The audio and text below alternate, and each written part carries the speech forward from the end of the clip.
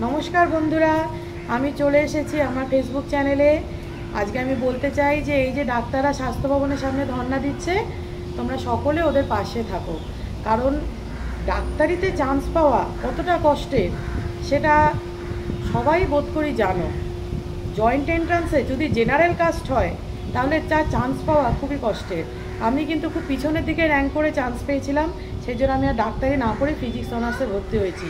তো সেই ক্ষেত্রে আমি বলছি শোনো, ডাক্তারিতে ভালো র্যাঙ্কিং করে জয়েন্টে চান্স পাওয়া অনেক উপরের মেধা দরকার, অবশ্যই যদি জেনারেল কাস্ট হয়। আমি সেখানে একটা কথাও বলছি।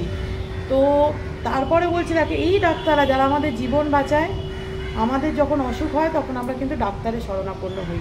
আর সরকারি হসপিটালে ডাক্তারদের কাছে তো কৃতজ্ঞতার শেষ নেই। তারা মাইনে পায় খুব সামান্য, আর এক দিনে 450-500 করে ওপিডিতে পেশেন্ট দেখে। তারা অপারেশন করার জন্য এক্সট্রা কিছু পয়সা পায় না, তাই না?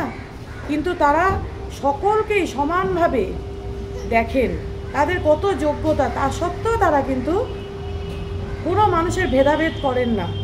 তারা দিন নেই রাত নেই, খাওয়া দাওয়া করেন না সময় মতো, তাদের ফ্যামিলিকে টাইম দিতে পারেন না। সরকারি হসপিটালে ডাক্তারদের কতটা কষ্ট সেটা কি তোমরা বোঝার চেষ্টা করেছো? সেই ডাক্তারদের যখন খুন করা হয়, সেই ডাক্তারদের যখন অন্যায় প্রতিবাদ করলে নৃশংসভাবে খুন করা হয়, তাহলে তারা প্রতিবাদের রাস্তায় কেন যাবে না? প্রতিবাদের রাস্তা অনেক দেরি করে গিয়েছে, আমি বলবো এটা অনেক আগে যাওয়া উচিত ছিল, তাই না? সুতরাং যারা এখনও লক্ষ্মীর ভাণ্ডার আর এমনি ভাতা নিয়ে বসে আছো, এখনও সরকারকে সমর্থন করছো, আমি তোমাদের কাছে হাত জোর করে বলছি, নিজে চোখ দুটো খোলো।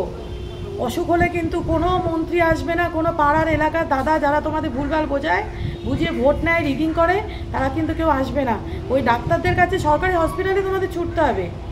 যে তিলোত্তমা মারা গেছে তার বিচারের জন্য কে দায়ী? প্রমাণটা তো লোপাট করে দেওয়া হয়েছে, এটা তোমরা বোঝো। প্রমাণটা লোপাট করেছে কে? বড় বড় রাজা রানী, বুঝতেই পারছো কার কথা বলছি। সুতরাং এই প্রমাণ লোপাট যে করেছে বলেই কিন্তু জুনিয়র ডাক্তাররা ধর্নায় বসেছে। আজকে মমতা ব্যানার্জি লাইভে আসছেন না কেন? সত্যিটা উদ্ঘাটন হয়ে যাবে, সেই জন্য তিনি লাইভে কিন্তু টেলিকাস্ট করলেন না। উনি ওনার জেদ নিয়ে বসে থাকলেন, এটা একেবারেই ঠিক কাজ করলেন না। একজন মুখ্যমন্ত্রী হয়ে একটা ডাক্তারের উপর এত অমানবিক, আমি এটা একেবারেই মানতে পারছি না। সেই জন্য বলছি, আমরা জনগণ, আমরা যেন সবাই ডাক্তারদের পাশে থাকি। ডাক্তাররা আছে বলে কিন্তু আমরা আজকে এখানে আছি। একটা অসুখ বিসুখ হলে ডাক্তারে আমাদের প্রাণ বাঁচায়। বন্ধুরা, তোমরা সবাই ওদের পাশে থাকো। ওরা স্বাস্থ্য ভবনে সামনে জলে ভিজে রোদে পুড়ে কিভাবে কষ্ট করে আছে, এটা কি ওদের প্রাপ্য বলো তো? কত কষ্ট করে জয়েন্টে চান্স পেয়ে কত টাকা খরচ করে তারা আজকে ডাক্তারি পড়ে, কত পরিশ্রম লাগে, রাত জেগে দিন জেগে পড়ে। ইঞ্জিনিয়ার তো সবাই হতে পারে, জয়েন্টে পরীক্ষা দিলেই এখন ইঞ্জিনিয়ার হওয়া যায়, এখন আমাদের সময় অবশ্য ছিল না।